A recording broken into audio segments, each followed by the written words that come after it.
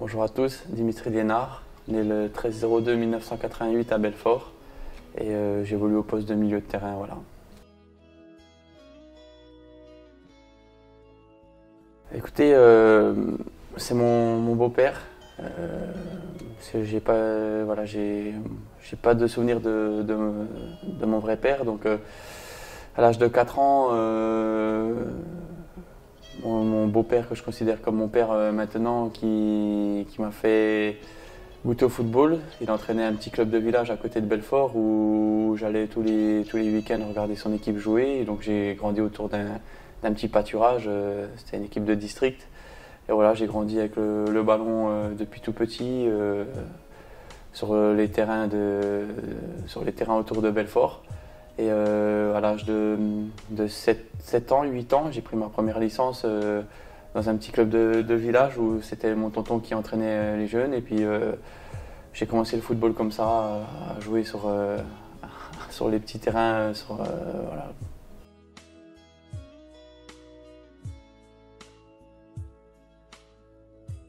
Au départ, oui, c'est-à-dire que à l'âge de 9 ans, j'ai intégré le club phare du territoire de Belfort, l'ASM Belfort, où je me débrouillais très très bien. Je faisais les sélections régionales avec un joueur qui s'appelait notamment Vincent Noguera, qui jouait à Besançon, qui a été professionnel, hein, qui a été formé à Sochaux et qui est parti un peu aux États-Unis, avec qui j'ai eu la chance de jouer après à Strasbourg durant l'année de Ligue 2.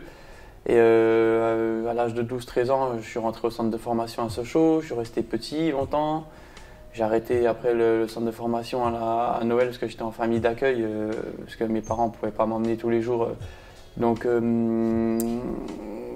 l'âge de 14 ans, je suis revenu à l'ASM Belfort parce que ça se passait plus très bien à Sochaux. Et voilà, j'ai pas eu une courbe de croissance classique. Je suis resté très petit jusqu'à mes 18-19 ans.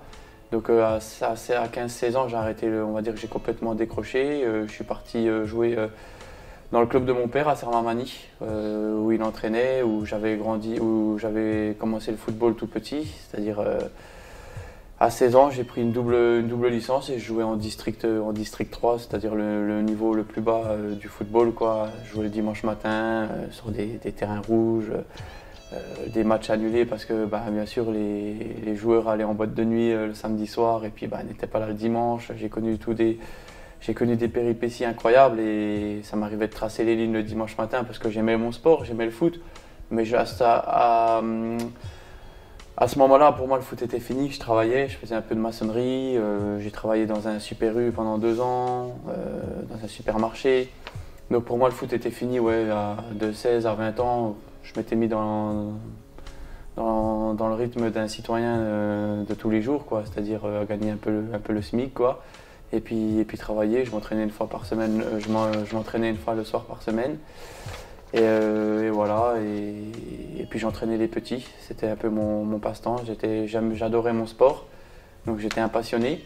Et puis du jour au lendemain, à 20 ans, je suis retourné à l'ASM Belfort. J'ai commencé à grandir un petit peu. Je me suis fait des doubles entorses sur les terrains de district. Je me suis blessé gravement aux chevilles ou quand je jouais contre les joueurs, bien sûr, je marquais 5-6 buts par match. Je me suis fait fracasser et mon papa m'a dit écoute Dim, il faut qu'on arrête, tu pourras pas tenir à ce rythme-là, il est temps que tu retentes de rejouer dans un niveau un peu plus haut. Donc voilà, j'ai rejoint après l'ASM Belfort dans le dernier jour du mercato hivernal. J'ai rejoint l'ASM Belfort qui était en DHR, l'équipe 2.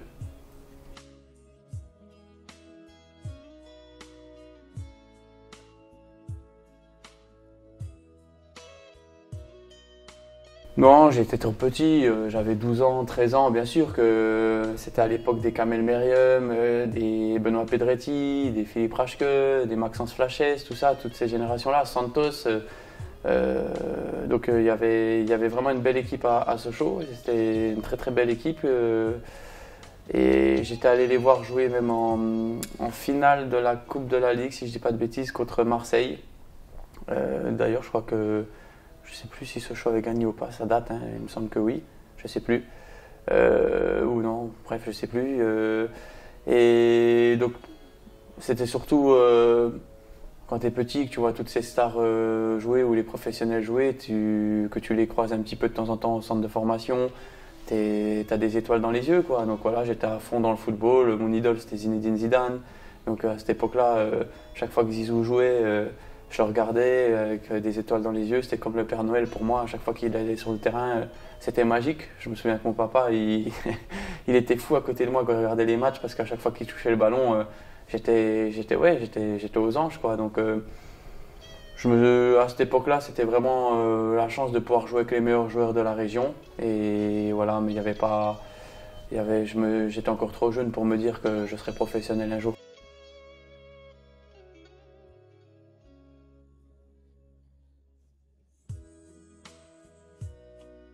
J'ai fait une première année où je jouais milieu de terrain, où ça se passe très bien avec Patrice Volpey, je me souviens, où je suis ni pratiquement meilleur buteur, meilleur passeur de l'équipe, on joue au milieu de terrain. Et comme je te dis, la deuxième année, à l'âge de 14 ans, Sochaux recrute un peu plus loin, parce que quand tu es encore plus jeune, il recrute un peu dans le secteur, et là, il recrute un peu plus loin, jusqu'à la région parisienne, et je reste petit et je reste frêle, j'ai pas ma courbe de croissance, et donc j'ai du mal à m'imposer au milieu de terrain, et il me fait jouer latéral gauche. Et je suis pas bien, mon papa il me récupère tous les week-ends avec ma maman, la famille, il voit que je suis pas heureux, je travaille plus à l'école, donc ça se passe pas bien, je suis malheureux. Donc à Noël, mon papa, on donne une discussion, il me dit écoute, on va arrêter, on va revenir ici, retravailler à l'école parce que. Donc on a décidé d'arrêter parce que ça lui coûtait de l'argent, il payait une famille d'accueil, mes parents sont des ouvriers donc ils ne roulaient pas sur l'or. Et donc voilà, on a décidé d'arrêter et c'est pour ça que je te dis que je suis revenu après à l'ASM Belfort parce que j'étais malheureux.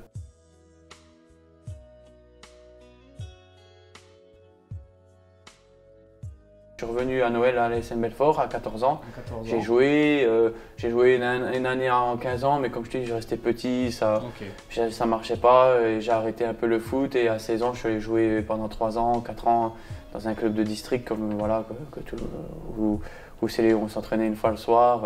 C'était la buvette après, les troisièmes mi-temps. C'était vraiment du football loisir, quoi. Ouais, ça, et puis surtout après d'être dans la vie active, de se dire qu'il faut trouver un travail. À 16 ans, comme je te dis, j'ai arrêté l'école aussi parce que malheureusement mes deux années à Sochaux en famille d'accueil, tu penses football et tu es tout seul, tu travailles pas très très bien à l'école. J'étais pas, on va dire que j'étais pas un passionné de l'école, je pensais à prendre que le ballon et aller jouer au foot. Donc il en faut pour tout le monde. À 16 ans, quand je suis revenu, j'avais du retard après pour aller au lycée et tout ça, c'était compliqué. Je suis parti travailler dans la vie active tout de suite, un peu en apprentissage. Et j'ai touché un peu à tout. Et puis voilà, comme je t'ai dit, je suis allé dans le bâtiment pour m'en sortir un petit peu et pour découvrir autre chose. Voilà.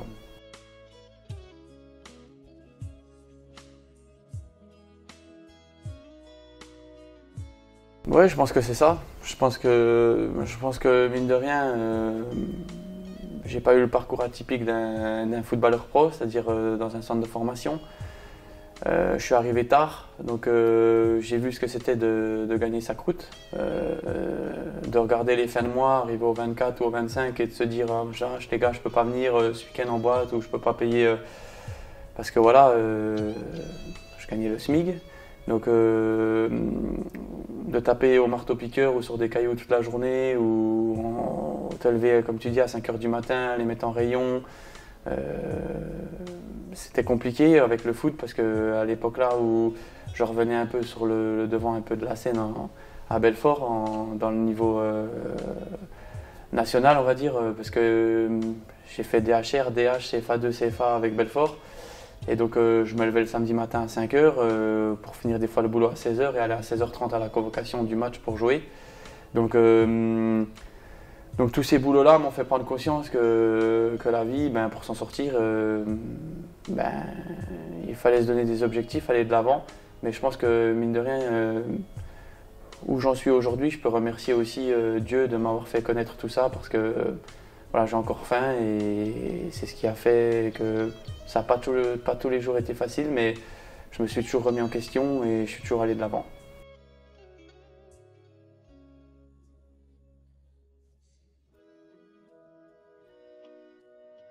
En fait, ma dernière année à Belfort, C'était un club, c'était chez moi, hein, je connaissais tout le monde.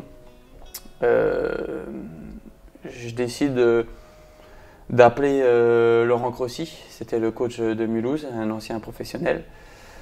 Et tout le monde me disait, écoute Dim, pourquoi pas essayer d'aller voir un peu plus haut, là tu t'en es bien sorti en CFA durant les 2 années passées avec Belfort. Belfort c'était très amateur aussi, hein, ça s'entraînait le soir, 3 fois par semaine, beaucoup de mecs travaillaient, moi je travaillais aussi. Et je décide à 20, je dis pas de bêtises, à 23 ans, ouais, 23, 24 ans, d'essayer de tenter une fois l'aventure de rejouer juste au football. C'est-à-dire Mulhouse s'entraînait comme des pros, s'entraînait la journée, le matin ou l'après-midi, il y avait les matchs. Et donc j'appelle le coach, les coachs ne répondent pas quand c'est des numéros inconnus, normal, hein. Et il me rappelle dans la foulée. Et ça match tout de suite, il me dit écoute, non, nous on pensait que t'étais bien chez toi, ta vie à Belfort, écoute viens demain voir le président Dreyfus. Et on discute ensemble, et j'y vais, et ça se passe tout de suite bien. Par contre, le problème, c'était d'appeler mon président à Belfort, que je connaissais très bien, pour lui dire que j'avais envie de tenter. Voilà, j'étais une pièce maîtresse de l'équipe à Belfort en CFA. En plus, je travaillais au club après. La dernière année, j'ai travaillé au club, j'entraînais les petits et je travaillais pour le club. Et donc, au final, ça se fait. Je pars à Mulhouse et je fais une superbe saison avec Laurent Crossi. Il me prenait sur le chemin, parce qu'il habitait à Montbéliard. Il me prenait sur le chemin. Il m'a beaucoup aidé aussi dans ma construction mentale, c'est-à-dire d'un athlète de haut niveau, les retours de match. Donc des fois c'était difficile parce que quand tu perdais un match et qu'il te récupérait le lundi et que tu n'avais peut-être pas forcément été bon ou qu'il en attendait plus de toi, bah, dans la voiture il mettait la radio à fond, il mettait RMC ou je sais pas quoi et tu pouvais pas trop lui parler, quoi. Donc il y a eu des moments assez drôles, voilà, mais il m'a beaucoup aidé. J'ai fait une superbe saison avec Mulhouse, d'ailleurs il y avait Strasbourg dans notre groupe cette année-là. Et donc voilà, il m'a beaucoup aidé cette année-là, Laurent.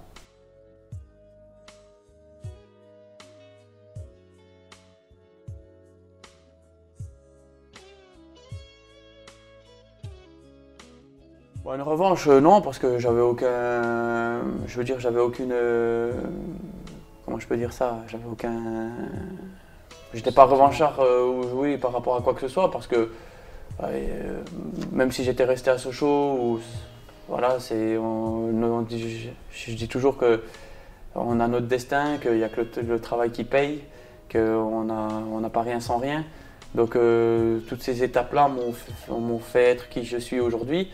Et donc quand je vais à Strasbourg, en fait, je me dis juste avec mon papa, la famille, je me dis juste, écoute, pourquoi pas tenter, on va faire une année en nationale, puis on verra ce que je suis capable de faire, mais sans aucune prétention, j'y vais pour faire quelques matchs en fait. Et en plus, ça me coûte un peu de l'argent d'aller là-bas, parce que moi, chez moi, j'avais mon appartement à Belfort, je travaillais, je faisais mon foot, mais je faisais mes petits trucs à côté, une petite maison, mes petits trucs à moi. Donc j'étais très bien, je gagnais bien ma vie. À partir du moment où je suis allé à Mulhouse, je gagnais bien ma vie. Puis j'avais toutes mes journées pour faire un peu mes à côté. Donc quand je pars à Strasbourg, il faut relouer un appartement sur Strasbourg. C'est la première fois que je vais quitter vraiment ma ville natale avec toute ma famille. Donc c'était difficile de se dire d'aller. Je pense que même Marc Keller à l'époque, ou François Keller, quand on a pu voir dans des petits reportages que Strasbourg a déjà fait, ça n'a pas été facile parce que j'ai ma femme qui travaillait, qui était à son compte chez nous aussi, et on avait tout quoi sur place. Donc quand je vais à Strasbourg, on va dire que je joue un peu au loto, quoi, que je jette une pièce d'1 euro en l'air, et puis si ça passe, ça passe, et puis on verra combien de matchs je vais faire, et puis je rentre dans un. Je connaissais pas du tout ce club, hein. J'étais jamais allé à Strasbourg, j'avais jamais vu un match à la Méno, hormis le match que je jouais avec Mulhouse devant 20 000, où j'avais trouvé ça incroyable. Voilà quoi, je décide de rejoindre le Racing, mais sans savoir ce qui va se passer derrière, quoi.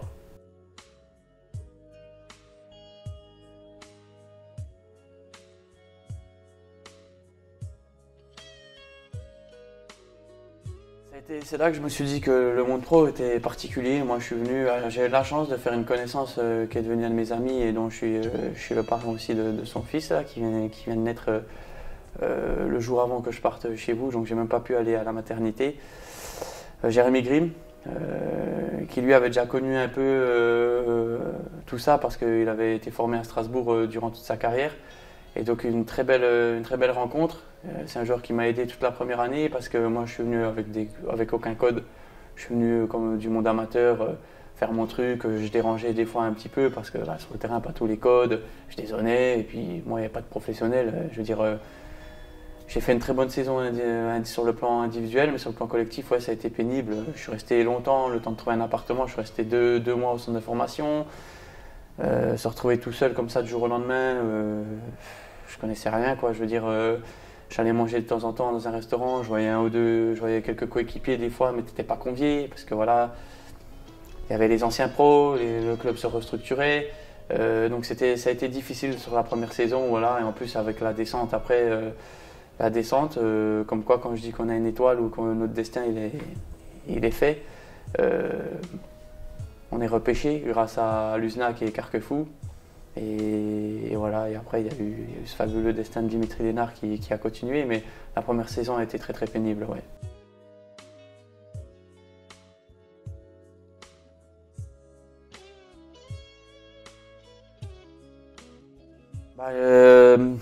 Comment je l'ai vécu, ça a été, comme je dis à chaque fois, j'y croyais pas, à chaque fois, je disais avec la famille, je me souviens, dans la maison de famille et tout, écoute, à chaque fois, on croyait pas spécialement en moi. Je re-signe un contrat d'1 an en Ligue 2. En plus, je me blesse le dernier match, c'est ma plus grosse blessure de ma carrière. Je me blesse 2 mois et demi, je me fais une désinsertion d'un ischio. Chez moi à Belfort, le match de la montée, en fait, le dernier match, l'avant-dernier match de National, quand on joue le match de la montée, au bout de 3 minutes de jeu, je me blesse sur un ballon un peu anodin en l'air. Je vais chercher, je lève la jambe et ça pète. Et donc je me blesse 2 mois. Et donc à ce moment-là, je me dis merde, qu'est-ce qui va se passer? J'étais en fin de contrat et c'est Thierry Loret qui arrive à Strasbourg. Et on me refait un contrat d'1 an pour voir voilà, ce que j'avais fait. Et au final, Thierry Loret qui me lance au bout du 4e ou du 5e match, premier match en pro avec le Racing. Moi je me dis bon écoute, si je fais une dizaine de matchs ou une quinzaine de matchs en Ligue 2 pour voir un peu ce que c'est le monde pro, premier match contre 3, je marque, je fais mon entrée, je marque directement. Et après j'ai enchaîné les matchs avec Thierry et j'ai fait une superbe saison. Je crois que je suis le deuxième meilleur passeur du championnat de Ligue 2 derrière TJ Savanier, avec beaucoup de minutes en moins. J'avais raté 5-6 matchs, je crois, sur le début de la saison. Et je vis une saison extraordinaire avec l'équipe. Une équipe qui avait été très très bien construite voilà, pour la Ligue 2. J'ai vécu une saison extraordinaire en Ligue 2, j'en garde des bons souvenirs aussi. Et tout a été très vite après, hein. J'ai pas eu le temps de comprendre ce qui s'était passé. En fait, et Dimitri Lénard, il est passé encore une fois en Ligue 2. À chaque fois, on pensait que j'allais pas y arriver. À chaque fois, j'ai réussi à me mettre au niveau, quoi. Ouais, on n'était pas du tout formaté pour jouer la montée de Ligue 2 en Ligue 1. On avait une équipe cohérente en Ligue 2, mais on s'était dit, puis au final, à 8 journées de la fin, si je dis pas de bêtises, on est caché juste dans le peloton de tête, mais un peu caché. Et puis on a surgi à la fin, et puis on a fini champion. Et il y a eu un ou deux matchs charnières. Je me souviens un match à Reims où on est à 1-1, c'est jouer la montée aussi. Et ils ont un pénalty à la dernière minute et ils le ratent. Et à partir de ce moment-là, on s'est dit peut-être qu'il y a moyen qu'on puisse faire quelque chose.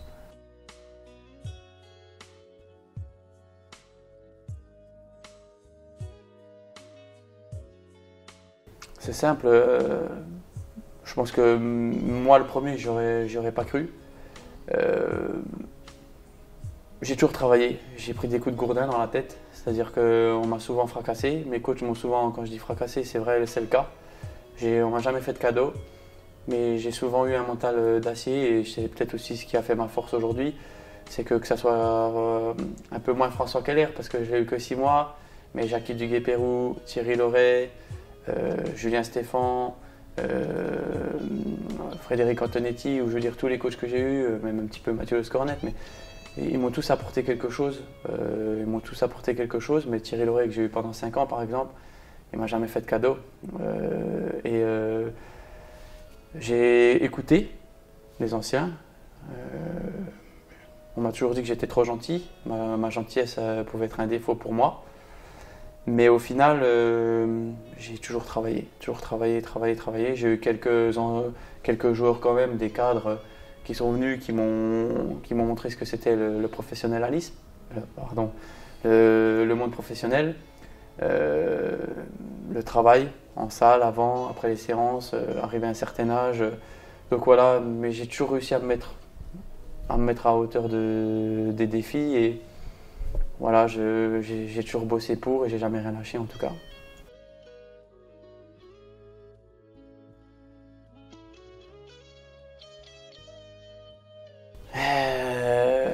Un écart. Je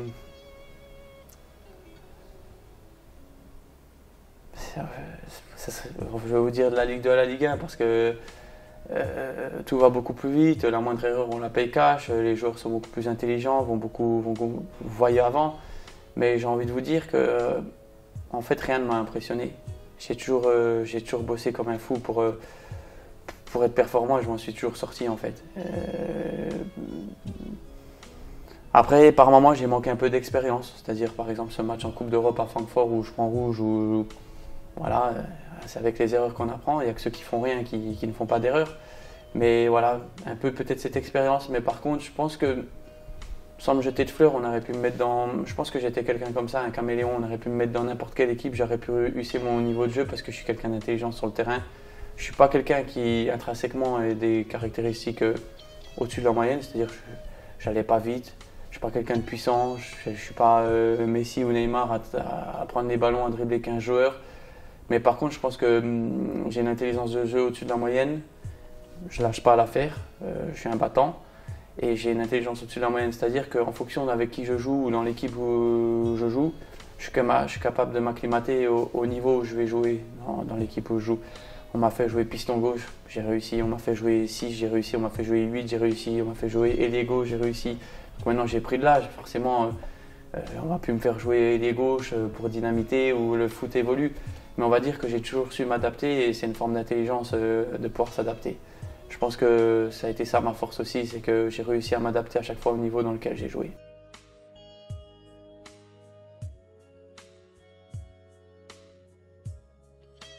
Inspiré, non, parce que ça serait trop prétentieux. Je vous l'ai dit, c'était Zinedine Zidane. Pour moi, c'était, comme je vous dis, le Père Noël. Je regardais tous ses matchs, j'ai regardé tous ces DVD qui sont sortis. Pour moi, c'était mon icône absolue, quoi. Maintenant, je suis pas droitier, je suis pas capable d'éliminer des joueurs juste sur un contrôle et avoir une élégance comme lui. Moi, je crois que c'est Lippi, son ancien coach, avec David Beckham dans le DVD, il disait c'est comme une Zidane, quand on le regarde, il est comme une ballerine, c'est-à-dire qu'on peut le plier dans tous les sens avec le ballon, c'est comme une ballerine. Et voilà, c'était vraiment mon icône. Quand il a arrêté, j'étais vraiment déçu et je supportais les équipes qu'il entraînait, quoi, tout simplement. Et voilà. Après, j'avais pas d'autres joueurs. Voilà, j'aime bien les bons joueurs, j'aime bien le beau football, voilà. Voilà.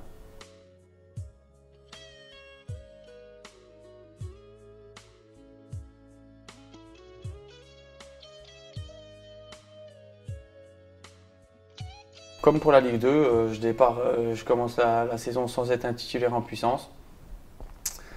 Je m'accroche. C'est une saison compliquée, mais on a eu des supporters extraordinaires. Toute l'année, on a un moment sur le cycle retour, on est sur 10 matchs sans gagner et on reçoit Lyon. Meilleure attaque d'Europe à l'extérieur. Les Fekir, les Bertrand Traoré, les Memphis Depay, vraiment une dream team.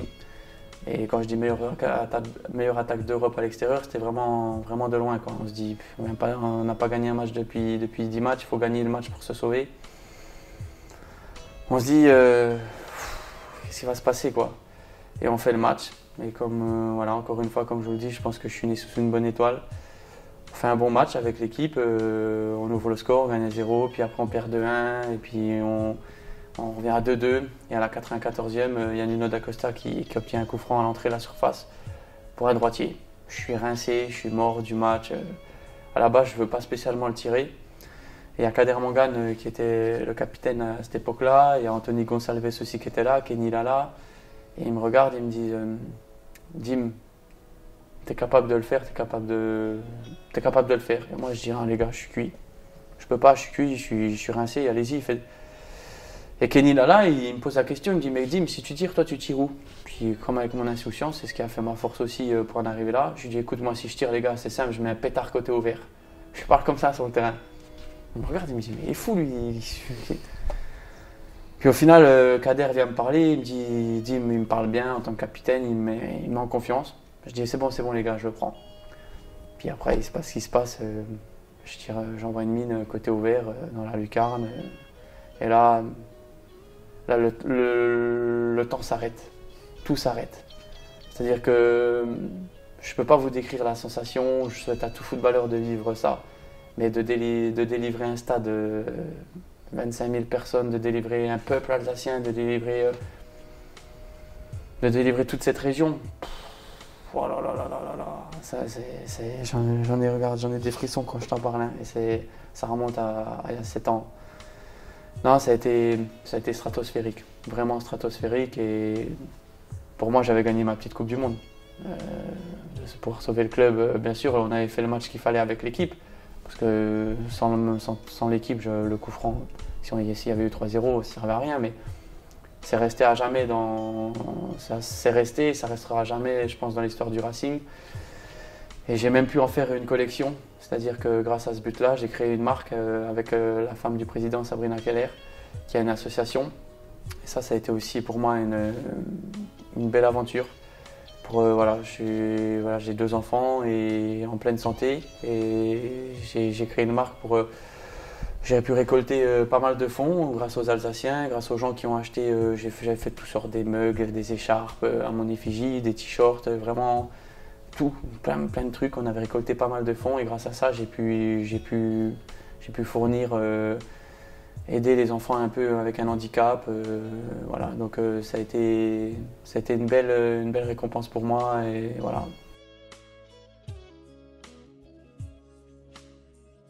Ça en fait partie. Individuellement, ça en fait pas.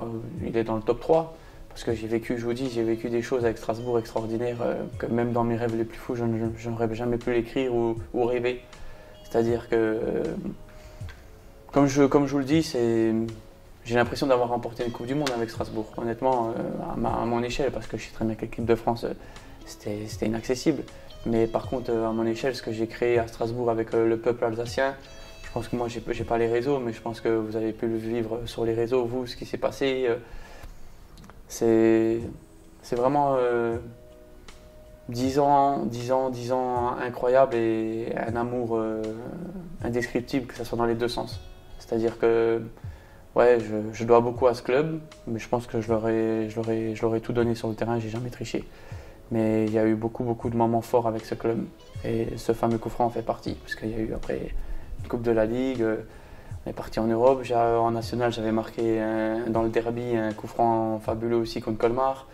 Je veux dire, j'ai vécu énormément de choses avec ce peuple.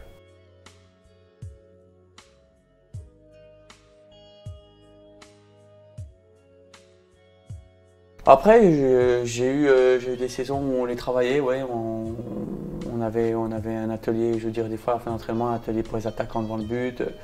Il y a eu des ateliers coups francs, voilà. J'ai souvent eu mes coéquipiers qui m'ont fait confiance, qui m'ont laissé les ballons, qui ne sont pas venus m'embêter, qui m'ont laissé tirer.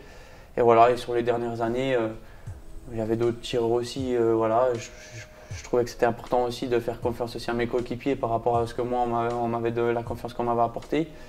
Et oui, je les ai travaillés, je les travaille, mais je pense que c'est un geste qui est inné aussi. Je veux dire, c'est pas donné à tout le monde d'aller tirer les corners, de tirer les coups de pied arrêtés, de savoir mettre la balle dans la bonne zone, les frapper fort. Donc voilà, c'est un geste qui est inné, il faut le travailler. Et voilà, c'est quelque chose que j'aime, parce que c'est une part de responsabilité aussi. Quand on est à la dernière minute, ou quand on est allé dans les 10 minutes qu'il y a 1-1 ou que tu perds et que c'est un moment précis. Et dans le foot d'aujourd'hui, c'est une force de pouvoir marquer sur des coups de pied arrêtés. Donc voilà, faut avoir aussi comment je veux dire, par moment à l'époque, je stressais un petit peu. Tu te dis, c'est à 90e, faut pas que je me déchire si le ballon il part dans les tribunes. Donc voilà, c'est avec la maturité aussi. C'est une part de responsabilité de tirer les coups de pied arrêtés, donc c'est quelque chose que j'apprécie. Ouais.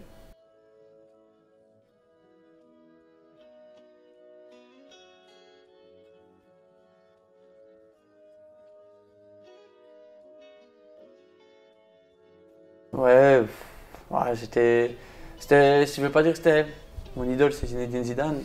Ma famille, je leur ai toujours dit que je ferais le Panenka un jour. Je pensais pas le faire à ce stade d'une compétition, parce que lui, il l'a fait en finale de Coupe du Monde, mais on m'en croyait pas capable.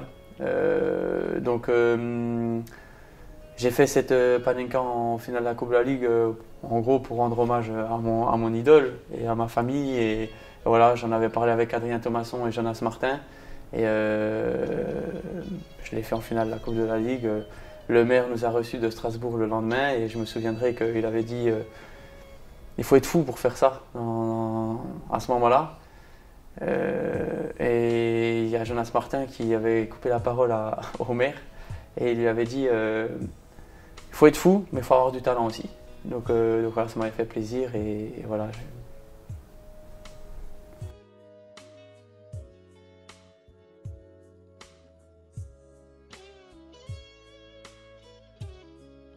Il y a aussi une part de réflexion. C'est que mes coups de pied arrêtés ou mes pénaltys, je les avais tirés. On avait été une ou deux fois. Une fois au pénalty contre Marseille. Dans la saison, j'en avais dû en tirer un ou deux. Je les tirais fort côté enroulé. Et je me suis dit, j'avais regardé le gardien de Guingamp. Et je le voyais qui partait très très fort, très très vite sur les séances de pénalty. Et donc je me suis dit, bon, c'est le moment de surprendre tout le monde. Il faut surprendre par moment dans le football. C'est comme ça, il faut surprendre.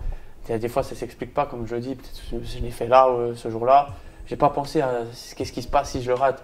Je suis parti dans mon optique de faire ce que j'allais faire. Je n'ai pas cogité, je suis parti et j'ai fait cette Panenka. Voilà. En plus, plutôt bien réussi, quoi, parce que la plupart des gens derrière le but, c'était des Strasbourgeois. Et la plupart quand je discutais avec les supporters, ont cru que le ballon passait au-dessus du but. Mais en fait, il est repassé juste sous la barre. Moi, j'ai pas réussi à faire une barre rentrante, je suis pas allé jusque-là, comme Zizou, mais voilà, en tout cas, ça a été encore un geste d'insouciance. Voilà.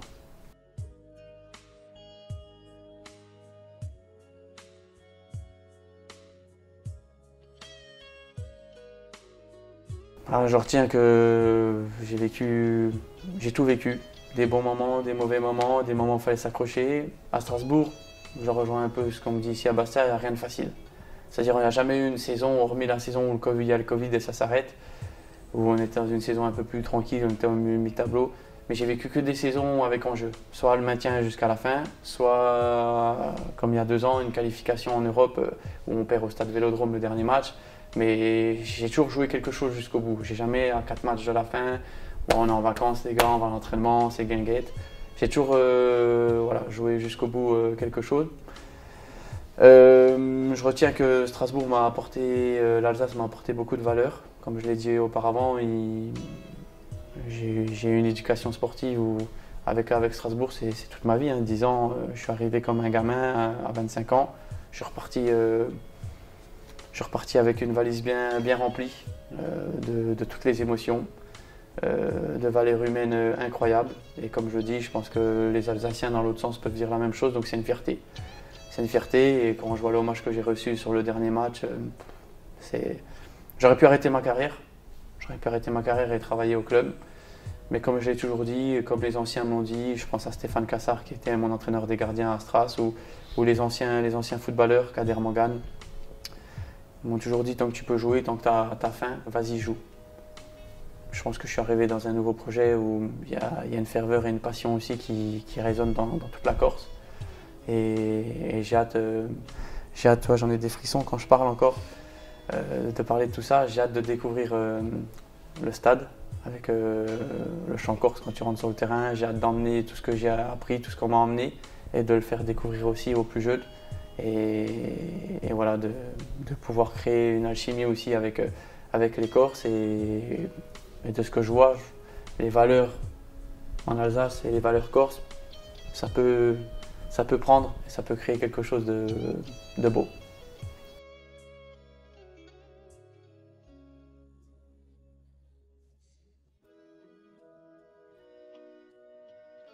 Ouais, j'avais besoin. Je le dis, je ne serais pas parti n'importe où. Vu ce que j'ai vécu avec Strasbourg, je ne serais pas parti n'importe où parce que je ne pouvais pas aller jouer au foot dans un stade sans vie, sans passion.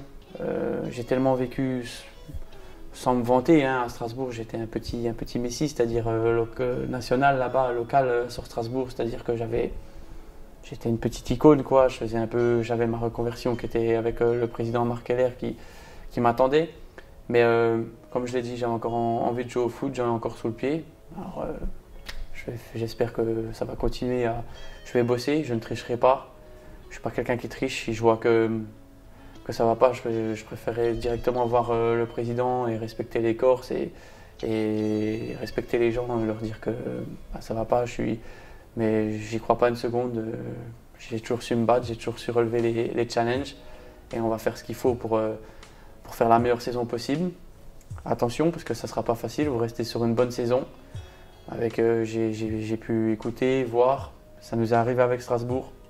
Il n'y a rien de facile dans le sport, il faut toujours se remettre en question tous les jours. Je ne parle pas chaque semaine, chaque mois, c'est tous les jours.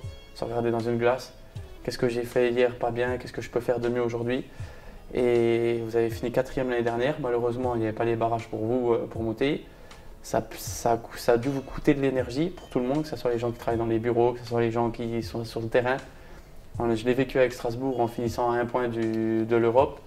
On a mal redébuté, on s'est mal remis en jambes et on a galéré jusqu'à la dernière journée, jusqu'à l'avant-dernière journée contre le PSG pour se sauver.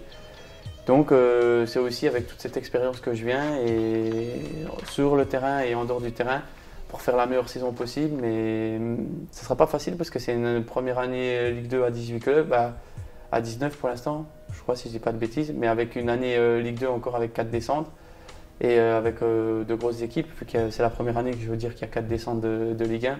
Ce sera une année très très difficile, donc va falloir batailler. Mais bon, je pense qu'encore, batailler, c'est ce que vous aimez faire, non ?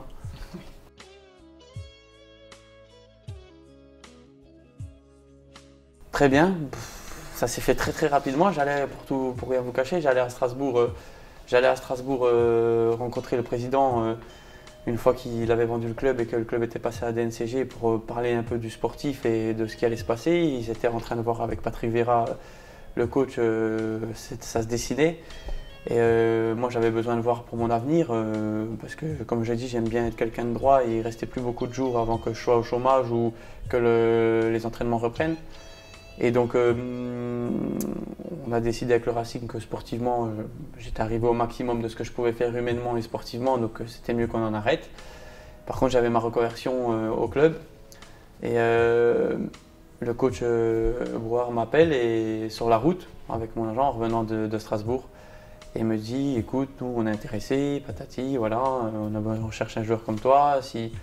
Alors je lui ai dit écoutez coach, je vais déjà à Strasbourg, je règle déjà ma situation et je reviens vers vous, mais ça m'intéresse. Et je règle ma situation avec Strasbourg, je leur fais part que j'ai encore envie de jouer, j'écoute.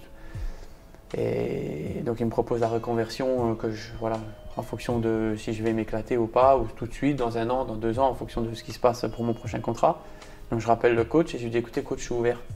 Ça m'intéresse vraiment, je suis ouvert, vous faites partie des clubs que j'ai cochés en Ligue 2 pour jouer. Comme je vous l'ai dit, je ne serais pas allé n'importe où. Et le président m'appelle,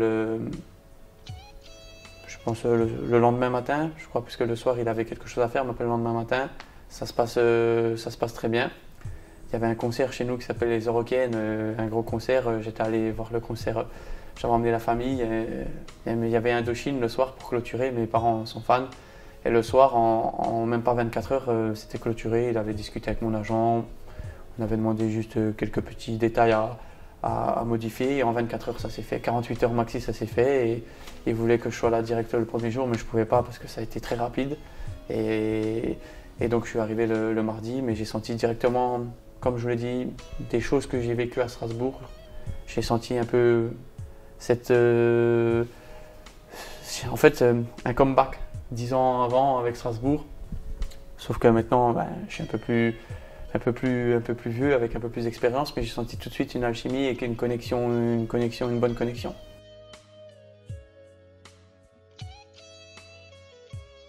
Comme je vous le dis, j'ai l'impression de découvrir ce que j'ai vécu il y a 10 ans à Strasbourg, un club en construction, en reconstruction, qui a déjà bien avancé parce que vous êtes monté très très vite aussi, comme le Racing à l'époque.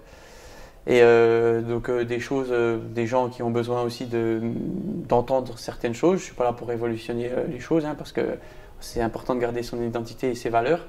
Mais il y a des choses un peu à modifier, il y a des choses à apporter, il y a des choses aussi que moi que je découvre et que ça fait du bien aussi de sortir de son cocon et de voir autre chose. Et voilà, donc c'est de trouver une alchimie, comme je dis, entre ce qui peut se faire autre part, ce qui se fait ici, et de trouver un bon moule pour que justement ça prenne et voilà, que le club continue à avancer et moi donner, voilà, et les joueurs, comme je vous le dis, j'ai l'impression que c'est moi il y a 10 ans, certains joueurs, et que j'ai des joueurs qui étaient là, Jérémy Blaillac, comme je vous dis, Kader Mangane qui était arrivé, mais des joueurs d'expérience qui font en sorte de faire évoluer le club, évoluer les joueurs, et voilà.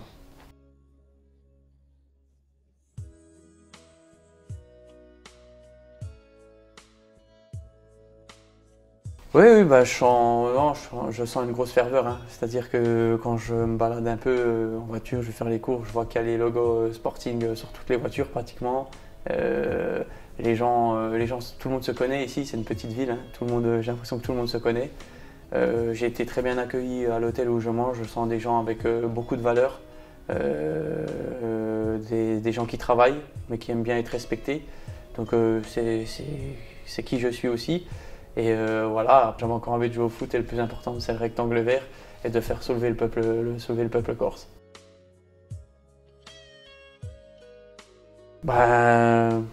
De faire une très bonne saison, de faire, comment on peut dire ça, que les Corses voient une équipe combative, avec des valeurs, une équipe qui pourrait leur correspondre, c'est-à-dire que les gens quand ils viennent ici, c'est ce que je disais à mes coéquipiers sur les 3-4 dernières années, parce que j'avais pris de l'ampleur au club, au Racing. C'est-à-dire que quand les gens sortent de leur semaine de travail, ce qu'ils veulent, c'est venir voir une équipe qui respecte le blason, qui respecte l'identité du club. C'est-à-dire que tu peux perdre un match, mais si tu as tout donné sur le terrain, les gens t'en voudront pas. Par contre, si tu perds en traînant des pieds, en levant les mains, aussi ça, là, ça commence à être problématique. Donc je nous souhaite qu'on fasse de bons matchs, qu'on marque des buts ici, qu'on soit une équipe agréable à avoir joué, mais avec beaucoup de caractère. Voilà, c'est ce que je pense que ce que j'ai vu, ce que les Corses, de ce que je peux comprendre de ce qui se passe ici. Je pense que déjà si on a ça, prendre du plaisir sur le terrain, une équipe qui fait plaisir à avoir joué, mais avec beaucoup de caractère. Et après, il se passera ce qui se passera, parce que le football, on ne peut rien prévoir dans le football, c'est tellement dur. Je ne vais pas vous faire de dessin, mais on est une équipe en Ligue 1 qui fait tout ce qu'il faut pour avoir les meilleurs joueurs du monde, mais ils n'y arrivent pas. Donc on peut rien prévoir dans le football. Juste par contre, ce qu'on peut prévoir, c'est de tout donner sur le terrain avec le cœur. Voilà.